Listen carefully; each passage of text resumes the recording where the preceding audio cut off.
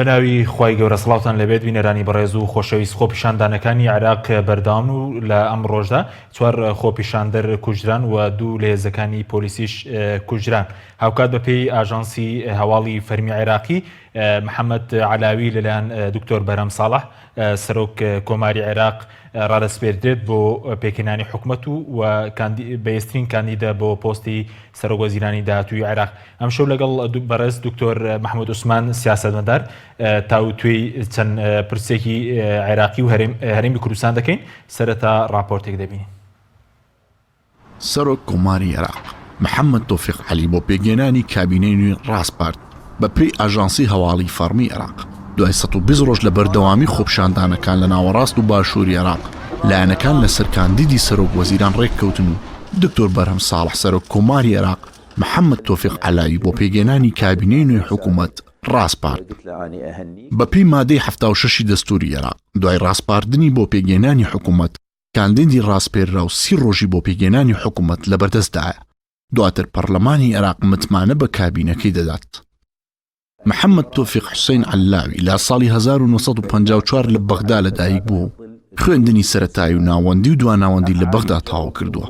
پاشان ڕووی لە وڵاتی لوبنان کردووە و لە ساڵی 1970 بە کالیرۆسی لە ئەندازیاری تەلارسازی لە زانکۆی ئەمریکی لە بەیروت بەدەستێناوە.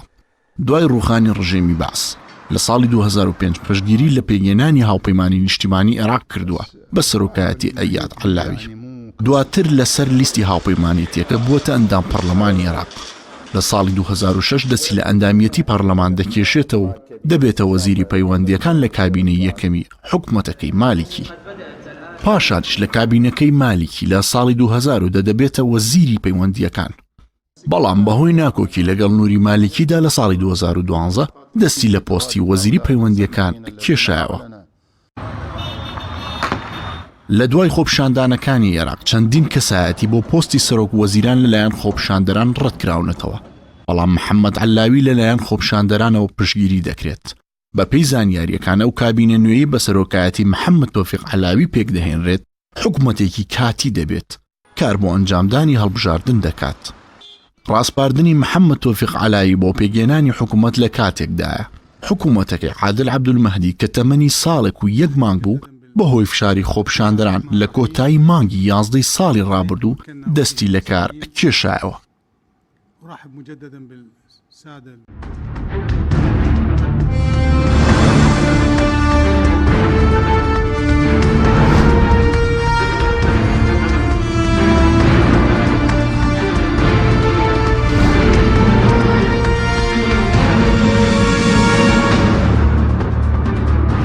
جارێکتر سڵاوتان لەبێت بینەرانی بەڕێز.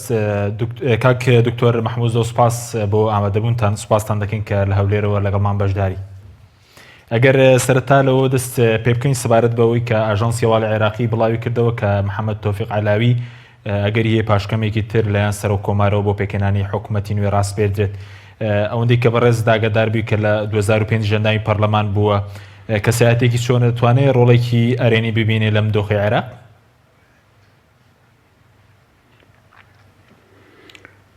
پێشەکی سڵاو لە ئێوە و لە هەموو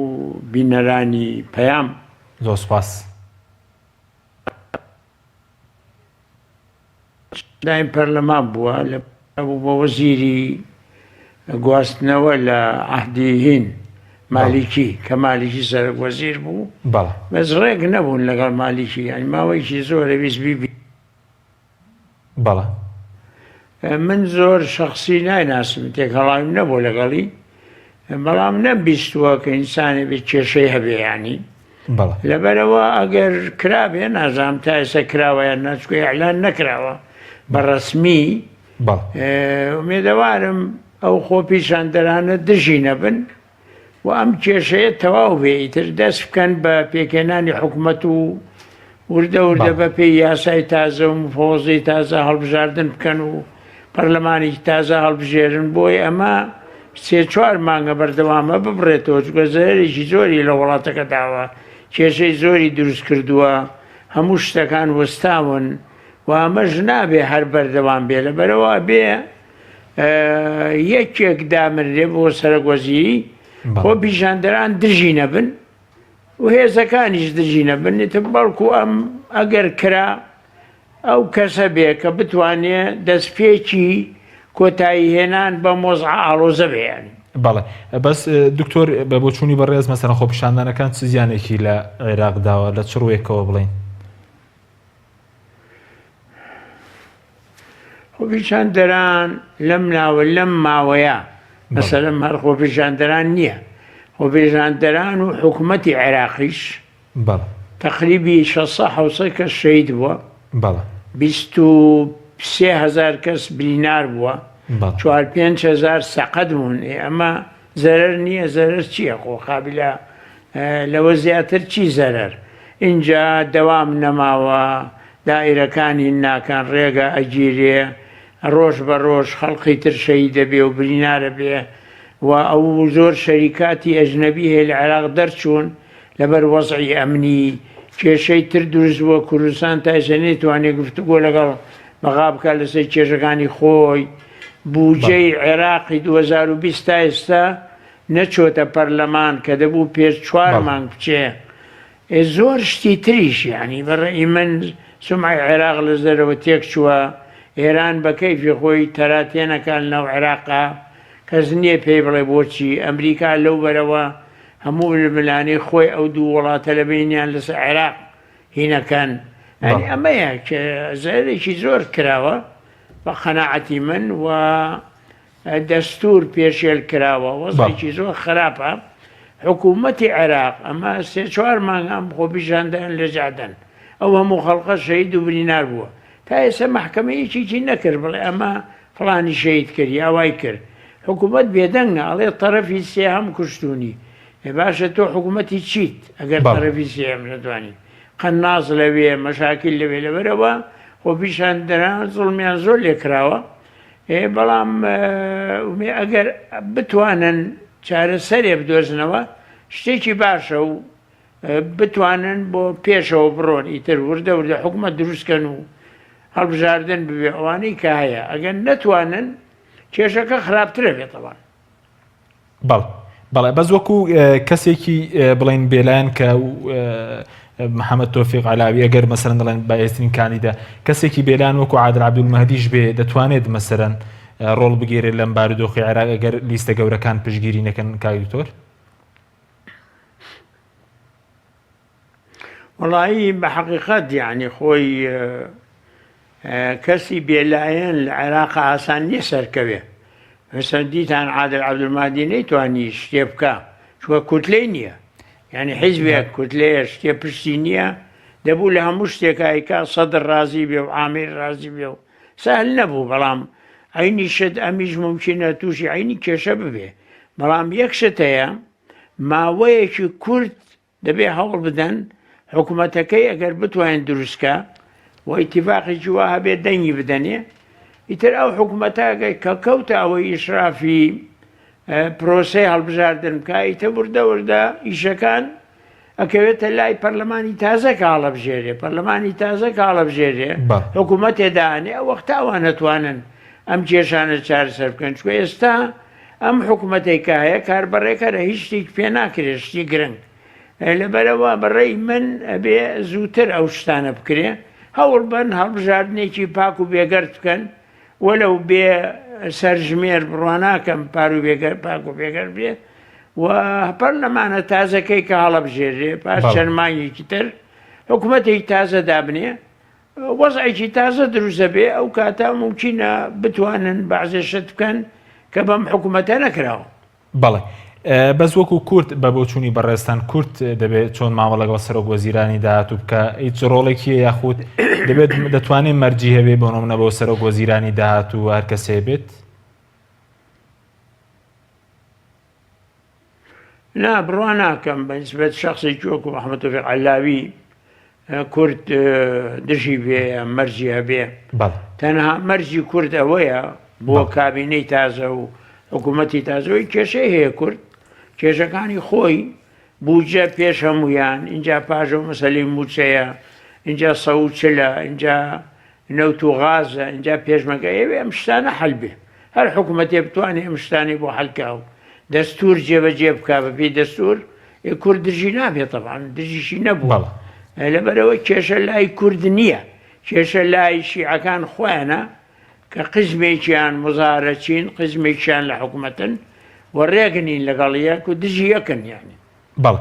دکتۆریان ڕکلامێکی بازرگانیمان هەیە دوای ناوبڕەکە دەگەڕێم و لای بەڕێز قسەی زیاتر دەکەین بەڵێ بینێرانی بەڕێز ناوبڕێک و دەگەڕێنەوە لاتە تۆپ تاکە بریکاری تۆڕی میدیایی کۆمەڵ بۆ دروستکردن و بڵاوکردنەوەی ڕێکلام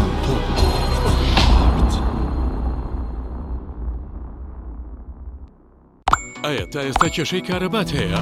بێزار بوویت لە کێشەی کەمی کارەبا و بڕانی بەردەوامی؟ بە دوای کارەبایەکی بەردەوام و بێکێشە و تێچووی کەمدا دەگەڕێیت؟ ئەوە فانسی پاوەر سەرجەمە و کێشانەی بۆ چارەسەر کردویت بە دانانی سیستەمی سۆلار و وەرگرتنی وزە لە خۆرەوە بە بەکارهێنانی باشترین مەوادی ستانداردی جیهانی کە سەرجەمیان گرنگی چەندین ساڵیان لەگەڵدایە بە سەرپەرشتی ئەندازیار و ستافی شارەزا و بازمون کارەکان جێبەجێ دەکرێن ئەم سیستەمە دوورە لە تێکچوون و هیچ تێکوێکی ڕۆژانەی نییە هەروەها بە دۆستی ژینگە ناسراوە و ژینگە لە پیسبوون دەپارێزێت فانسی پاوەر بۆ داهاتوویەکی ڕووناکتر ناونیشان سلێمانی شەقامی مامۆستایان نزیک شەقامی قەنات تەلاری جاسەنا 1970 153 85 85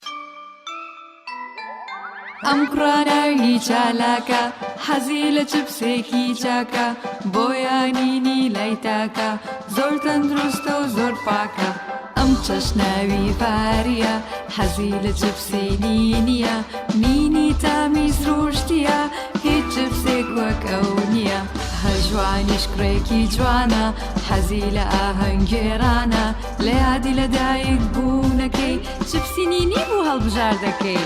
نینی هاوڕێی مناڵانە تامی خۆشە و بێزیانە بۆن و ڕەنگی هەمە جۆرە شێوە و قەپارەی زۆرە بشاری نینی تامێکی لە یاد نەکراو ئایا تا ئێستا کێشەی کارەبات هەیە؟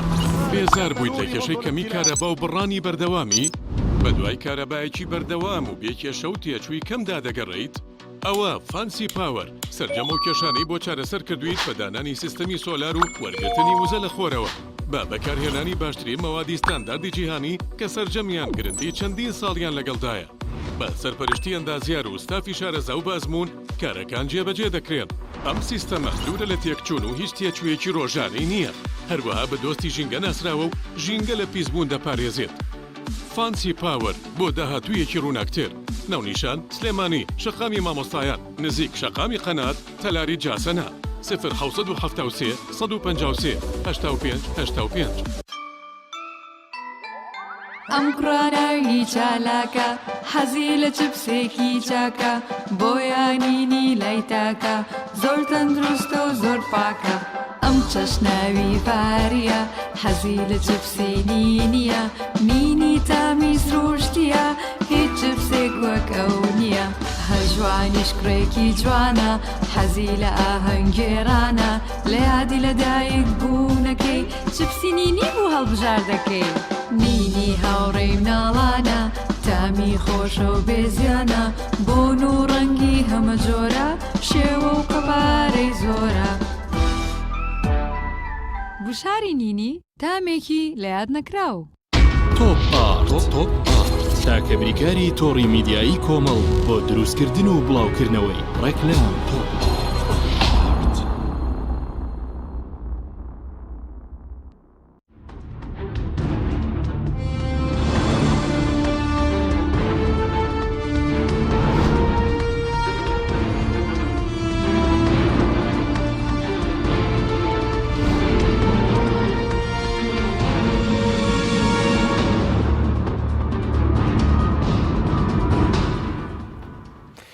جارێکتر سڵاوتان لەبێت بینێرانی بەڕێز و خۆشەویست لەگەڵ بەڕێز دکتۆر محمود عوسمان سیاسەتمەدار درێژە بە چاوپێکەوتنەکەمان دەدەین لەبارەی دۆخی عێراق و بەردەوامی خۆپیشاندنەکان کە لە مانگی دەی ساڵی ڕابردوو خۆپیشاندنەکان دەستی پێکردوێت تاکو ئێستاش بەردەوامە. دکتۆر دووبارە سڵاو دەبێت سوپاس دەکەین سەبارەت بە حکومەتی کاتی پێدوای حکومەتی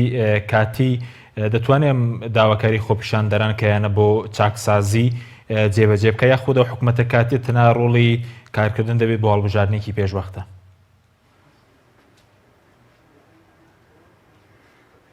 ئەو حکوومەتە کاتیە تەمەن بە حکوومەتی بچووک بێ بە قەناعەتی من ئەوانەی کەتیان تێکنۆکرات بن زیاتر لە حیزبەکان نەبن چکە خەڵخەکە تۆزی حساسێتی لەگەڵ حیزبەکان پیا کردووە بێگومان ممشینە بتوانێ بەعزی شت بکە ئەگەر بڕوا پیا بێ لە بینی حکوومەتەکە و ئەو خەڵقەی کە خۆپیشاندانەکە و لە جادەیە دووسێ مانگە ئەو وەختە ممکنە حکوومەتەکە بتوان زۆر شت بکە و دەسەڵاتی تەواوی هەبێ و چاکسازیش بکە و پەلەژ نەکە لە هەڵبژاردنەکە بەڵام ئەگەر ئەو بڕواایە پەیانە بێ کێشە هەبێ و فشاری لەسەر بێ ممکنە تۆزێ زووتر ئەو هەڵبژاردنە بکە پێشوەختە بۆ ئەوەی ئەو کاتە پەرلەمانێکی تازە چونکە خەڵقەکە تۆزێ بڕوای بە پەرلەمانەکەش نەماوە کێشەی پەرلەمانەکەش هەیە مەسەلا هەر حکوومەت نییە پەرلەمانێکی تازە دێ پەرلەمان تازەکە حکوومەتێکی تازەدانێ ئەو وەختە هەموو شتێ تازە بێ ممکنە ئەوانە زیاتر بتوانن کێشەکان چارەسەر بکەن لە ڕاستیە بەڵام ئەو حکوومەتەی کە ئێستا دروزە بێ بەڕێی من ئەبێ دەسەڵاتی تەواوی هەبێ مەسەلەوە نەبێ بڵێ حکوومەتێکی تەنها کاتیە چونکە زۆر شت هەیە مەسەلا هەر ئەمەی مزاهرات نییە مەسەلا هەر چاکسازی نیە زۆر شت هەیە یاسایە قانونە علاقاتی دەرەوەی مە هەمووی لەسەر وەست بوجەی 2020 دەبێت دەسەڵاتی ئەو شتانی هەبێ بۆ ئەوەی کارەکان توانێت تێپەڕێنیانی بەڵێ ئەی وەکو کورت کاک دکتۆر بەوە چوونی بەڕێزت بۆم حکوومەتە دەبێ خەڵکی حیزبی دووبارەکان یاخود خەڵکی شارەزا و مەسەلەن سەر بەخۆ و بێلایەن کاندید بکەن بۆ حکوومەتە ئەو کورد کێشەی نییە چونکە جەماوەری کوردژی ئەوە نییە خەڵقی حیزبی کاندید بکرێ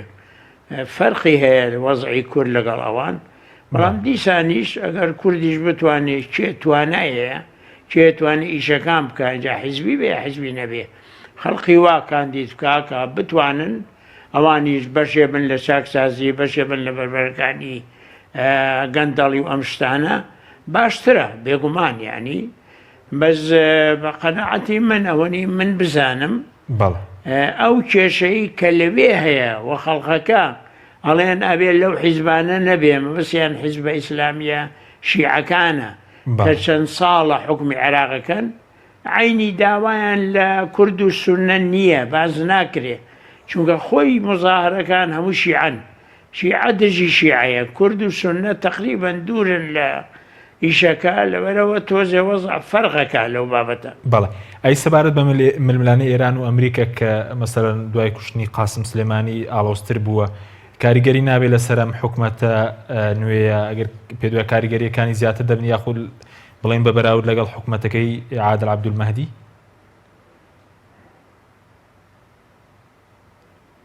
بێگومان تاسیریە بێ کە لە ئێشە گرنگەکانی ئەو حکوومەتەی کە دێ ئەو مەسەلەیە یعنی چۆن ڕەفتارەکە لەگە ئەو ململانەیە چکە ململانەکە تند بووە کێشەی تێکەوتووە پاش تێرۆرکردنی قاسم سلێمانی ئەوان و پاژەوە ساڕ و هەڵدرا بۆ قاعدەی ئەمریکیوانە و عێراقیش بۆ بە جێگایە ئەوان لەسەر ئەرزی عێراق دەیانوی کێشەکەی خۆیان تەسویە بکەن طبعا ئەمە کێشەیە بەڕاستی ئەو حکوومەتە ئەبێ کێ لە ئەساسیەکانی کایکا وا بکە کە ئەو ململانەیە لەسەر ئەرزی عێراق نەبێ و ئەو دوو لایەنەش چ ئێران چ ئەمریکا مساعدەی بکەن بۆی بتوانێت ئەوە جێبەجێ بکات چونکە ئەوە کێشەیەکی گەورە و مهمە بەڕاستی کێشەیەکی تر ئەوەیە کەوا ئێستا لایەنە شیعەکان حیزبە ئیسلامیەکان و ئەوانەی کە بڵێن حەشد و ئەوانەی کە لەگە ئێرانن داواکەن کە هێزی ئەمریکی دەرچێت لە عێراق و بریارە جومعی ئایندا مزاهرەی ملیۆنی بکەن لەو بارەوە سەدریشی تیابێ ئەمەش خۆی کێشەیەکە بەڕاستی چونکە خەڵقی تر زۆر هەیە ڕێئیوانیە کورد ڕێی جیاوازە سونە ڕێی جیاوازە خەڵقی ئەوەی خۆپیشاندانەکەن ڕێیان جیاوازە ئەوەش کێشەیەکە دەبێت چارەسەرێکی بۆ بدۆزێتەوە بە شێوەیەک کە حکوومەتی ئایندا ئەو حکوومەتەی کە پاش پەرلەمان دێتە پێش پەرلەمانی تازە ئەوان بتوانن ئەو کێشەیە چارەسەرێکی بکەن بەعتیبار دەسەڵاتدارە بن و تازە بن ئەگەرچی من خۆم شەخسی پێم خۆشە پێش چەند ساڵ هێزی بێگانە لە عێراق نەمایە کەس نەمایە لە عێراق چونکە عێراق وڵاتێکە خۆی بە خەڵقی عێراق ئیداری خۆیان بکەن بۆچی تاکەی ئەبێ هێزی بێگانە بێ و کۆمەکیان پێ بکە بێ خۆیان بتوانن کێشەی خۆیان هەلکەن ڕاستە داعش هەبوو ئێستا داعش وردە نەماوە بەڵام ناتوانن تا ئێستا دیارە ئەو توانایان نییە لە مەسئولە سەربازیەکان و مەسئولەکانی دارایی و خەبیرەکانە پرسی دەڵێ کێشە زۆر دروست دەبێت ناتوانین بەرەنگاری ببین ئەوەش هەیە ینی مەسەلەکە و ئاسان نییە کە تۆ سیاسی بریارێکی لێ بدەوەکو لە پەرلەماندایان چونکە زۆر خەڵقی کە لێپرسراون لە وەزعی دارایی لە وەزعی سەربازی ڕێیان وایە کە ئێستا توانای ئەوەیان نییە گەر هێزی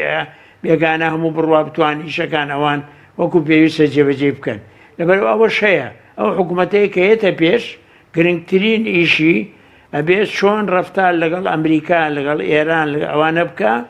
وەزعی جوات دروستکە کە ئەو ململانێ لەسەر ئەرزی عێراق نەبێت یانی بەڵێ بەس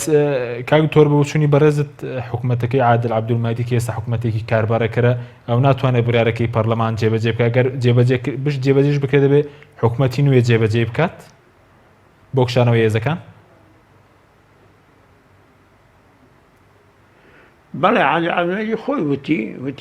کاربارەکەرین ناتوانین ئەو بریارە جێبەجێ بکەین لەبەرەوە بێت چاوەڕوان بکەین بۆ حکوومەتی ئایندە جێبەجێ بکە ینی وتی من ڕێم وایە بکرێ بەڵام ئێمە ناتوانێتەوە بکەین چکە کاربارەکەری ئەو دەسەڵاتەمان نییە لەبەرەوە ئەبێ حکوومەتی ئایندە بێت خۆی باسی ئەوەی کرد لە کۆبوونەوەیکی مەجزوزەرا قسەیە کردیانی دووسێ جار من گوێم لێ بووە ئەو قسەیە بەڵێ ئەی سەبارەت بە پەیوەندەکانی کورد و شیعە دوایەوەی کە کورد لایەنە کوردیەکان دەنگیان بە بڕیاری دەرکردنی هێزەکانی ئەمریکا و بڵێن هێزی دەرەکی نەدا لە عێراق پێ دوای ئێستا ئاڵۆزی تێکەوتووەمە کاریگەری دەبێت لەسەر چۆنێتی و توێژ لەگەڵ کورد بۆ پێکەنانی حکوومەتیش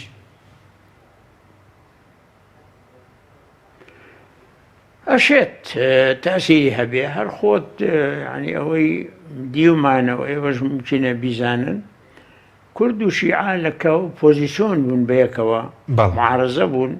پەیوەندی بە هێزیان هەبوو چکە دژی سەدام بوون و هەردووچیانیانویست حکوومەتەکە نەمێنێ و گۆڕانکاری بێ بەڵام پاژەوەی کە هات نەحوکم یعنی کە شیعە هات نەحوکم کوردیش لە حکومە بەشدار بوو وردە ئەو پەیوەندیانە کەم بووە چواریەکە خەریکی بەرژەوەندی خۆی و کێشەی خۆی و ئەوانە بوو لە دەستوری شا کێشەیان زۆر بوو وەختی خۆی کێمە لێ بووین دەستور نووسرا ئەمەجی حکم کێشە زۆر بوو لە پەرلەمانەکان کێش زۆر بوو بەڵام ئێستا زیاتر بووە ئێستا بەهۆی ئەم مۆزعی کە دروست بووە و طبیعی ئەوانیانەوێ هێزی بێگانە دەرچێ کودڕێکی تری هەیە معلوم پێیان ناخۆشە تەبانەوانە حەزیانە کرد کورد و سونەش لەگەڵیان بن بەڵام هەوڵیشیان نەدا کە لەگەڵیان بن چکە ئەگەر بیان ویستایە کورد و سونە لەگەڵیان بوون دەبوو تەوافق هەبێ بە ئیتیفاق شتێ بکەن هەموویان بەڵام بە تەنها کردیان پەلەبەریان کرد گویان نەدای ڕێی کورد گویان نەدای ڕێی سونە وەکردنەکە هەر بۆ کاردانەوە بوو بۆ کوشتنی قاسم سلێمانی ئەوان زیاتر پەلەپەل بوو بە پەلە کردیان لە پەرلەمان دیراستیان نەکرد بوو ئەوانیش خەتایان هەیە لەو بارەیەوە جگە لەوە شیعە ئێستا دوو بەشن شیعە ئەوانەی کە لە حکومن و حیزبەکانن ئەوانەی لە جادەشن و مزاهرەچین ئەوانیش یەکجار زۆرن ئەوە شیعەن لەبەرەوە کورد بە قەنەعەتی من دەبێ هەوڵ بدا پەیوەندی لەگە هەردوو لا هەبێ و لەگەڵ هەموو ئەگەرەکان حساب بکە بۆ ئەوەی هەر گۆڕانکاریە لە عێراق بوو کورد دەوری هەبێتایە دوورە پەرێز نەوەستێ نە لە مزاهرەچیەکان نە لەو حیزبانەی کە لە دەسەڵاتن ئیمڕۆ دەسەڵاتیانێ لە پەرلەمان و لەوانە دەبێ حسابی بەرژەوەندی خۆی بکە پێوەری کورد بەرژەوەندی خۆی بێ چارەسەگرنی کێشەکانی بێ و چۆن گۆڕانکاری لە عێراق بوو لەو ئەگەرانە بێبەش نەبێ و دوور نەبێ لەو ئەگەرانە تەمان ئەمە شتێکی گرنگە بەڕاستیان بەڵێ ئەی سەبارەت بەوەی کە ئێستا یعنی ئەگەر هێزی ئەمریکی مەسەلەن لە عێراق بکشێتەوە کورد مەسەلەن لە بنکەی سەربازی لێرە هەیە نەکشێتەوە هیچ کاریگەرێکی لەسەر هەرێمی کوردستان هەیە بەڵێ خراپەوە بەڕێی من گوێم لە قسەی پۆمپیۆ بووە وەزیری دەرەوەی ئەمریکا بەڵێ کە باسی ئەوە کاڵ ئێمە وەزیری دەرەوە و وەزیری بەرگری ئێمە هێزەکانمانە بینە جێ ئەمین لە عێراق مەقسە جێ ئەمینیش کوێیە کوردستانە و ممکنە مەقسەی بەعزێ ناوچەی سونەش بێ من یەکسەر قسەم کرد لە میدیاکان وتم ئەمە شتێکی خەتەرە بۆ ئێمە و نابێ ئێمە قوڵی بکەین چونکە معنایەوەی ئێران وەرە هێرشمان بکە سەر یعنی معنای وەختە ئێران هەموو ڕقی خۆی ئەوە بە ئێمە ئەڕژێمە دەرەقەتی ئێرانیش ناین بێگومان لەبەرەوە بە قەناعەتی من ئەگەر ئەمریکا ئەیەوێ و من وتوشمە پێشێستا هێزەکانی لە کوردستان دامەزێنێ قەواعید دانێ فەرموو با چۆن جنوبی سوودان و تەیموری شەرق بەڵێ ئێمەش بکا بە دەوڵەت بتکا بە دەوڵە وەختە دەوڵەتی نێبەش ئەو وەختە معاهدەی لەگەڵەکەین بەڵام ئێستا بەم شەکڵە بێهێزی خۆی لا ئێمە دانێ و ئێرانیش لەو بارۆ بێ پەلاماری ئێمە بدا ئێمە ناتوانین تەحمل ئێوە بکەین لەبەرەوە غەڵەتە و نابێ سەرکردایەتی کورد ئەو جۆرە ڕەئیە قوڵ بکەنیان باش ینی پێ وایە تەنات لە بەرامبەر ئەوەی کە پشتگیریمان بکەن بۆ دەوڵەت دەبێت پشتگیریمانەوەیان بکەین لە کوردستان و بنکەی سەربازیان بێنرێت بۆ کوردستان چونکە تۆ ئێستا بەشێکی لە عێراق تا بەشێکی لە عێراق ئەوەی کە لە عێراقە کرێ قەراری حکوومەتی عێراق تۆ ناتوانین دژیبی ئەو وەختە دەبێت تۆش ئیلتیزام بکەی ئەگەر حکوومەتی عێراق قەراریە کە ئەمریکا بکشێتەوە پەرلەمانیش قەراریە تۆشە بێ پابەندی ئەو قەرارە بی بەڵام ئەگەر ئەمریکا بیەوێ بڵێ لە منتیقەی شیعە نابم بەڵام ئەچمە منتیقەی کوردی و قەراری حکوومەتی عێراقی شەبێ کە ئەبێت دەرچێ یاهی پەرلەمان تۆ ناتوانانی لێرە بڵێ بەرم و وەرە منتیقەی من چوە ئەو وەختە ئێران و شیعەکان و لایەنی تری زۆری کە دژی ئەمریکان پەلاماری تۆ دەن دژی تۆ بن ساڕوغەگرنە تۆ دەرەقەتی ئەو وەزع نایی لەبەرەوە ئەگەر ئەو بیەوێ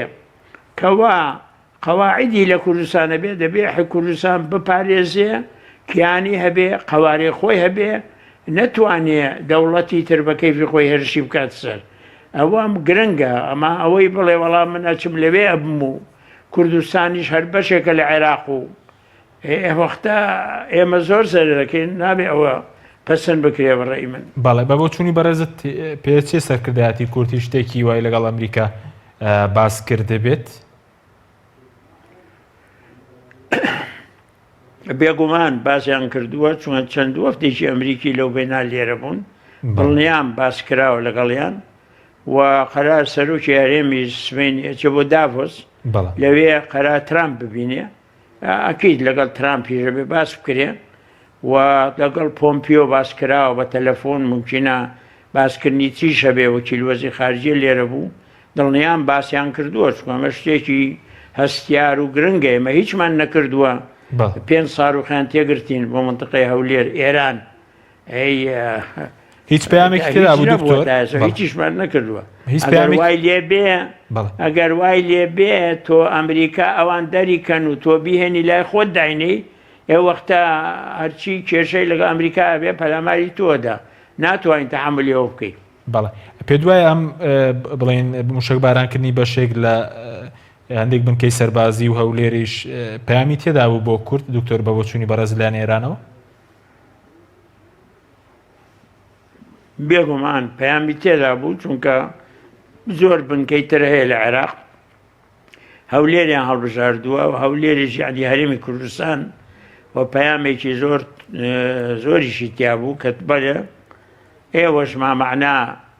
هەدەفن ئەگەر کێشەیە شتێ بێ زۆر ئاشکرا بوو تەوان لەوە باش بوو الحەمدوللا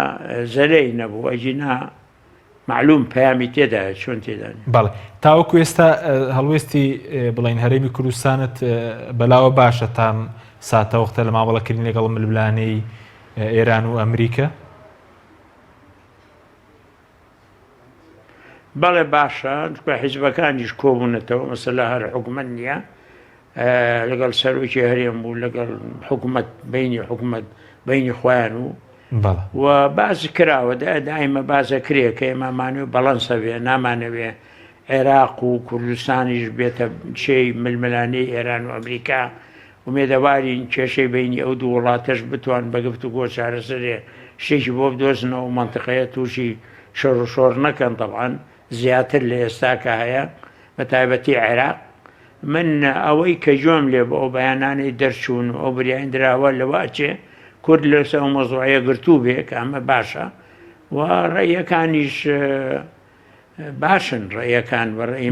گوێمان لێ بۆتەوە. بەڵێ زۆر باشە دکتۆر بەڕێز زیاتر لە نیم سەدە خەباتت کردووە مەسەرەن و توێژتە بۆ لەگەڵ وڵاتانی دراوسێ و تا وڵاتانی هەرێمایەتیش لە مەسەرەی دۆسەی کورد ینی پێدوای ینی کورد دەوێت متمانە بۆ نمونە بە وڵاتانی دراوسێ جێی متمانن یاخود ئەمریکا یاخود هیچیان جێی متماننی کورد دەبێت خۆی لە ناوخۆی دایەگرتو بێ؟ وڵای ئێمە ئەو تەجروبەمان زۆر هەبوو لە کۆن شۆڕشی ئەیلول و ئەم وەزع تازەیە و پێش ئێستا و هەشتاکان نەوەتەکان ئەو تاقیکردنەوەی من دیومە و ئێمە تێیدا بووین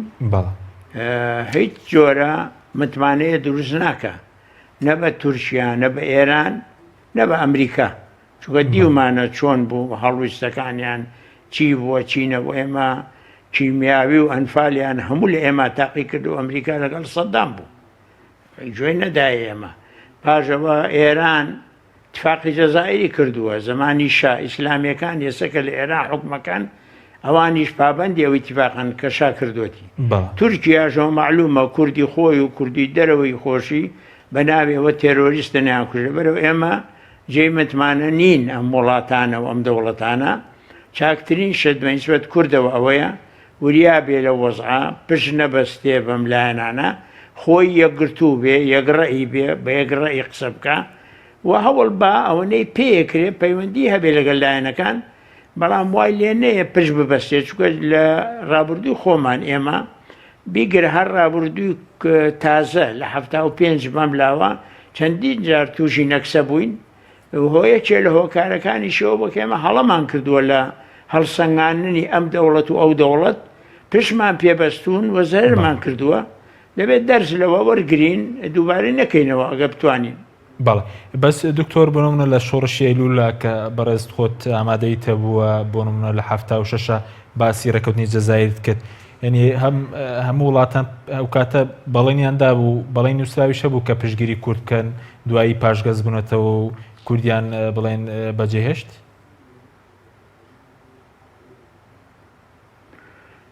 نا هەموو وڵاتان مختە پەیوەندی سەرەکیمان لەگە ئێران بوو طبعاً ئەمریکاش هاتبووە ناو پەیوەندیەکە بەڵام بە شێوەیەکی نەهێنی یانی شتێکی وا گەورە نەبووی ئەمریکا لەبەر شا هاتبوون تقریباً طبیعی ئیسرائیلیشی تێکەوت بوو خۆتان نەزان ئەو وەختە پەیوەندیەکان بەڵام کلیلەکە شا بوو چۆن ئێستا کلیلی کێشەی کورد تورکیایە تقریباً ئەو وەختە کلیلەکەی شا بوو یعنی شا حسابیە کرد و طبعاً دیت پەیوەندیان کرد وعدیاندا پشتیوانی بکەنوانە بەڵام طبیعی لە پڕ ئیتیفاقی جەزایر کە 6 مانگ بە دزیەوە خەریک بوون ئەمریکا وڵاتێکی گەورە ئەیزانی کە شاچیەکە زۆر بە وردی حتا ئەوەنە پیاوەتی و ئەخلاقیان نەبوو کە بە ئێمە بڵێن بابەوە شا ئەمە ئەکا و ئیتیفاقی جەزایرەکەن وریای خۆتان بن بۆ خۆتان حەلێ بدۆزنەوە ممکن بۆ وەختێمە لەگەڵ بەغا یا شتێکی تر بکەین ینی بەڵام زۆر بێ ئەخلاقیان لەگەڵ ئێمە کرد پێشەوەی بەرێژیان هێشتین و طبعاً لەبەر خاتری شا میلەتی ئێمەیان بەجێت هێشت و زۆر بە ئاشکرا حتا ئەوان ئیسرائیلەکان هەمویان طبعاً لێکدانەوەی ئێمەش بوو ئەو پەیوەندیانە هەندێک هەڵەی تیا بوو تەسەورمانەکە ممکنە باشتر بێ بەس دیار بوو بە وردی لێکمان نەدابەوە هەڵەمان کردەوە لەبەرەوە بەو شێوە بوو درڕندەی بەعسیش لەم لاوە و خراپی حیزبی بەعز کە هیچ مەجالی نادا ئەوەش هۆیە کێشەیەکی بۆ ئێمە دروست کرد بوو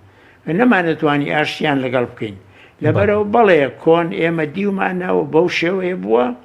و نەکار پشتیشیان بەرداین حتا ئەوە ئەخلاق و ئوسوڵی سیاسیانتیانە بڵێ بابەت تۆ من عەلاقەم لەگەڵ تۆ هەیە ئەوە شا خەریکی ئەوەیە بۆ خۆت عیلاجێ بۆ خۆت بکە. ئێمە تووشی ئەو نەکسە گەورەیە بووین ئەمریکاش لەو لاوە دیتان چۆن بوو مۆقفیان 100% لەگەڵ شای ئێران بوون بەو شکڵە. ئێستا چۆن مەسەن تۆ دیت لە ڕۆژاوا کوردیان بەجێ هێژ لە بەرخاتی تورکیا عینی بەزمایان ئەو شتانە دووبارە ئابێتەوە لەبەرەوە دەبێت زۆر وریابین پشت بە ئەمریکا نەبەستین و لە عینی وەختیشا دەوڵەتانی دەوروبەر بەرژەوەندی خۆیان هەیە ناتوانین پرسیان پێبەستی خۆیان کوردیان هەیە ئەگەر مەرحەبای کوردیان لامۆیم بێ خۆ کوردی ملیۆنەها کوردی خۆی هەیە مافێدا بە کوردی خۆی دەستوری ئێران و تورکیا بخێنەرەوە یەک کەلیمە ناوی کوردی تیان نییە بۆ نمونە لەبەرەوە بێ وریابین بەداخە وەزعی جوغرافیای ئێمە وای لێ کردوین زۆر لاوازی کردوین چونکە ئێمە حابسین لە بینی ئەو دەوڵەتانە ئەوەش کێشەیەکی گەورەیە کۆنیش هەرزەیە لێداوین ئێستا زەرمان لێدایە. بەڵێ بەس دکتۆر پێ دوای ئێستش سەردەمەکە نەگۆڕاوە چی وڵاتانی بۆ نمونە نێودەوڵەتی بڵێن وڵاتانی یەقلیمیش کورد ئێستش هەروەکو کارتێکی فشار بۆ بەرژەوەندەکانی خۆیان بەکاردێنن؟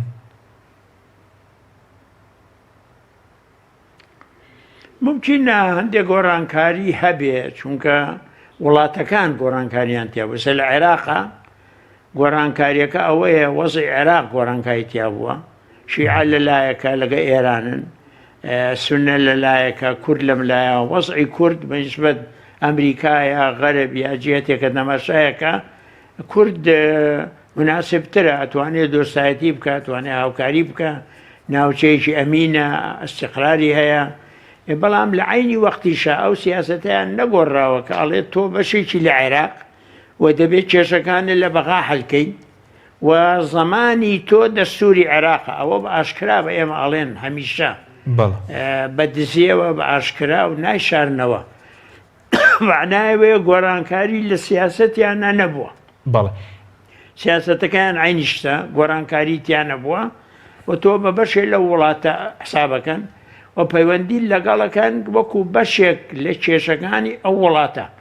طبعاً گۆڕانکاری سەرەکی لەوان نەبووە تا ئێستا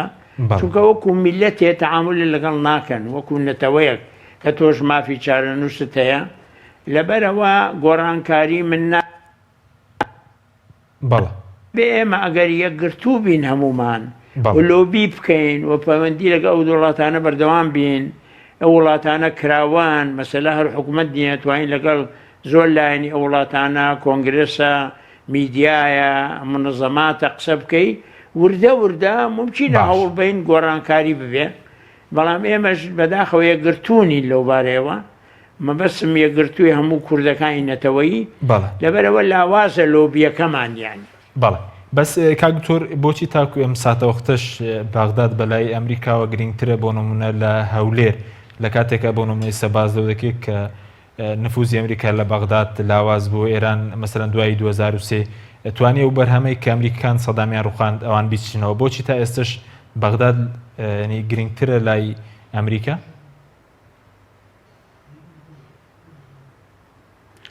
سیاسەتیان ئەوەیە سیاسەتیان بریتیە لە معاملە لەگەڵ دەوڵەتە مەرکەزیەکان مەسەلەوە نییە بڵێ دژی کوردن یا دژی کوردنین معاملە لەگەڵ ئەنقەراکەن لەگەڵ بەغاکەن مەرکەزیەکان لەگەڵ دیمەشقەکەن لەگەڵ تارانیشەکەن ئەگەر تاران ئێستا ئێران ئامادە بێ گفتوگۆ لەگەڵ ئەمریکا بکە ئەمریکای کا ئێران نیکە لەبەرەوە زیاتر مەسەن ئێستا ئەو هەموو هێرشان لەسەر کوردی ئێران لەسەر ئێران هەیە و شەو ڕۆژ ئەمریکا باسی ئێرانەکە کە تێرۆریستە و وایە ڤیزە بە کوردی ئێران نادەن کە یعنی هیچ احتیمامیان بە کوردی ئێران نەداوە مەسەن لەبەرەوە احتیمامیان زیاتر بە دەوڵەتە مەرکەزی سیاسەتیان ئەوەیە ما مەسەلا ئەوە نییە بڵێ ڕقی لەمەیە یا دژی ئەوەیە سیاسەتی ئەوەیە عێراق وڵاتێکە ئەو لەگەڵ بەغا تەعاملەکە لەگەڵ تۆژەیکە تۆ بەشێکی لە وڵاتە بەڵام هەمیشە بیری دەخاتەوە کە دۆ بەشێکی لە عێراق و کێشەکانی لە بەغا چارەسەر بکە عینی شت بەنسبەت ئێرانەوە عینش بەنسبەت تورکیا خۆ لە تورکیا بە کورد دەڵێن تێرۆریست عینن ئەنقەرە ئەڵێ تێرۆریستن و ئەژەڵێن تێرۆریستن شەڕیشیان لەگەڵەکەن ڕۆژاواش دی چۆن بەجیان هێشتن نەوتەکە نەبووایە هەر لەوێ نامان لەبەر نەوتەکە دانیشتون ئەویش بۆ ئەوەی کێشەیە بۆ کوردی فەقیر چونکە بەهۆی نەوتەکەەوە ماوەسبین لە دیمەش حەلێ ببێ ئەویش نازانی چۆنە بێ لەبەرەوە چونکە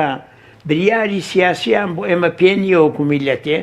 و ئەجندەی ئەوان ئێمەی لەسەر نییە وەکو نەتەوە میلەتێ شتەکان قابلی پشت بێبەستن نییە و بریاری سیاسی نییە بەس بریارەکە مەسەر کۆمەکی ئینسانی هەیە هاوکاری سەربازی هەیە شەڕی داعەژی هاوکاری دەکە ئەمانە هەیە بەڵام بریاری سیاسی وەکو میلەتی حساب و بۆ بکە کە تۆش مافی چارە نووسێ تا ئێستا لەسەر ئەجندیان نییە بەداخەوەیان باشە بەس دکتۆر لەم ئاڵۆزیانە ئێران و ئەمریکا هەندێک خوێندنەوە هەبوو باسییان لە سربەخۆی بۆ کورد دەکرد لە ئێستادا مەسەرەن ئەمە دۆخێکی لەبار بێ خوێنەوەی بەڕێزت چیە لەم بارەوە پێ دوایە سام دۆخێکی لەبارە پێشتر کە باز لەوە دەکرێت کە دۆخەکەنا لەبارە بۆ ڕاپرسی و ریفراندۆ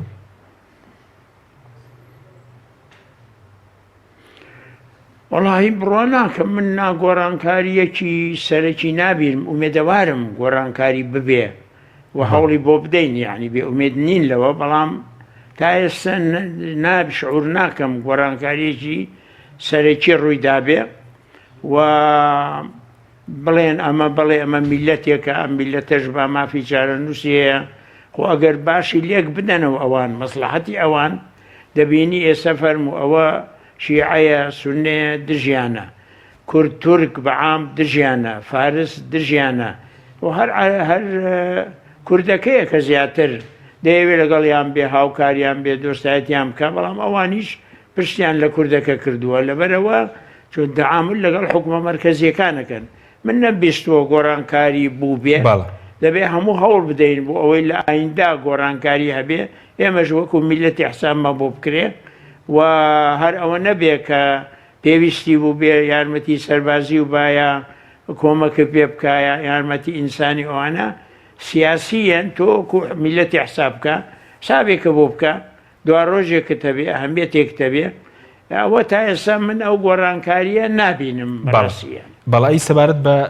گوێزانەوەی عێراق پێ دوای ئێستا هەوڵێکەیە بۆ عێراق مەسەلەن بچێتە لای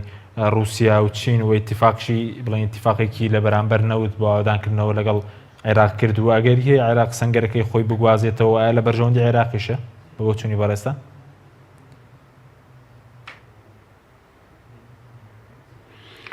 من قەناعەتم وایە عێراق بێ وەکو دەوڵەتێکی سەربەخۆ ڕەفتار بکە پەیوەندی لەگەڵ هەموو لایەکە بێ و زۆری ئەتیادیە لەگەڵ سین لەگەڵ رووسیا لەگەڵ ئەمریکا لەگەڵ هەر لایەکە بێ سەربەخۆ بێ بتوانێت بریاری ئەوانە بدا بەڵام مشکلی ئێمە ئەوەیە عێراقەکە بریتە لەو حکومەتەی کە چەند کوتلەیەکن کوتلەکان یەکگرتوونین قەرارێکی عێراقی سەربەخۆ نییە هەندێک مەیلەو ئێرانن هەندێک مەیلەو ئەمریکان هەندێک مەیلەو وڵاتێکی ترن هەندێکیش مەیلەو عێراق خۆین ئەگەر هەمویان بەیەکەوە بەرژەوەندی عێراق بکەنە پێشەم وولایەکە دەتوانن سەربەخۆ بن حکومەتە پەرلەمانە بەپێی بەرژەوەندی عێراق بریار بدەن و ئەو وەختە ئەتوانن لەگەڵ سین عەلاقە ئەکەن لەگەڵ ئەوروپایکەن لەگەڵ ڕووزەیکەن لەگەڵ ئەمریکایەکەن شتێکی طەبیعیە کامی بەرژەوەندی زیاتر توان ئەوە بکەن بەڵام ئێستا چونکە خۆیان قەراراتیان پێنادرێ و زۆر لاوازن ئەوە فەرموو دوو مانگە نەیانتوانیوە سەرک وەزیرە دابنێن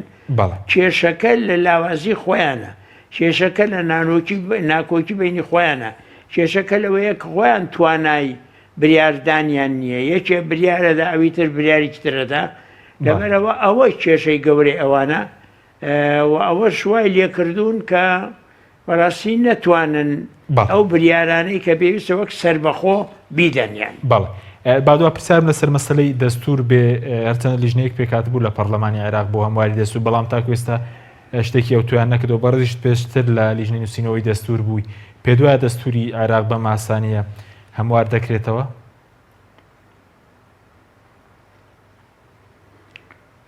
باسی هەبوو بەڵام ئێستا باسی نەماوە لیژنەیەکیان دروست کرد 18 کەس 20 کەس شتێکی وا کوردی شتیایە 6 کورد بەس نازانم چیان کرد و هیچ دەنگی نەمایان تقریبەن کۆبنەوەیەکیان کرد و پاژەوە نەمانزانی چیان کرد دەنگی ماوە نەماوە چونکە هەیە دەیدیەکە هەیە تەیدی ناکە بەڵام بە قەنەعەتی من قەیچێکە دەستوور دەتوانێت هەموار بکرێتەوە گە بیانەوێ بەڵام ئەبێ بە شێوەیە بێکە بناغە ئەساسیەکانی نەگۆڕێ مەسەن ئەوانەڵێن ئێمە ئەمانوێت دەستور وای لێبێ بێمە نظامێکی ڕێئاسی یان ڕئیسێکە بێ دەباتی سەرک وەزیر و پەرلەمان و ئەمانە ئێمە تەیدیەوە ناکەین چکەوە دیکتاتۆر دروستەکە خۆ ئێمە ئەوروپا نین ڕئیسێکە بێ و ڕئیسەکە بە کەیفی خۆت بیهێنی و بیبەی ڕئیسەکەت لێبێ بە دیکتاتۆر و وەختە چی زەرەرە لێەکەی تەوان لەبەرەوە ئێمە تەیدی سیستەمی پەرلەمانیەکەین تەیدی سیستەمی ڕێاسی ناکەین مەسەن خەڵقی تریشەیە تەیدیەوە ناکە پاشەوە هەندێک ماف هەیە لە دەستورە چەسپاوە بۆ کورد مەسەلەی فێدراڵی مەسەلەی هەرمی کوردستان مەسەلەی 140 مەسائلی ترکە علاقەی بە دوو تەقسیم سێ محافظایە بتوان ڤیتۆیان هەبێت لەسەر قانونەکان مەسەلەی پێشمەرگە و مافەکانی مەسەلەی نەوت و غاز و حەقی هەرێم کە بتوان دەریان بێ ئەم شتانە ئێمە ئەمە هەمووی بە خوێن هاتووە هەمووی بە خەبات هاتووە ساڵەهای ساڵ کورد خوێنی ڕشتووە و خەباتی کردووە ئەو مافانی دەستکەوتووە ئەوە دەستکەوتن ئێمە قوبڵ ناکەین ئەو مافانی ئێمە بە ناوی گۆڕین دەستور لا ببەن یا کەمی کە نۆچکۆ نیازی وایە زۆرە ئەوە بەنسبەت ئێمەوە خەتێکی سوور و شتێکی گرنگە چونکە ئەو دەستکەوتانە کە دەستکەوتی تەواوی ژنین بە خوێنی سەدان هەزار لە میلەتی کورد دروست بووە ناتوانین ئێمە دەستبەرداریان بین. بەڵێ زۆر سپاس بۆ وەرز دکتۆر محەممەد عوسمان سیاسەتمەدار کە لە هەولێرە و لەگەڵ مابووی سوپاس دەکەین کە بەردەوام لەگەڵمان هاوکاری لە ساغ بێ سوپاس دەکەین. بەڵێ بینێرانی بەڕێز سوپاس بۆ ئێوە سوپاس بە هاوکارانم خواتان لەگەڵ.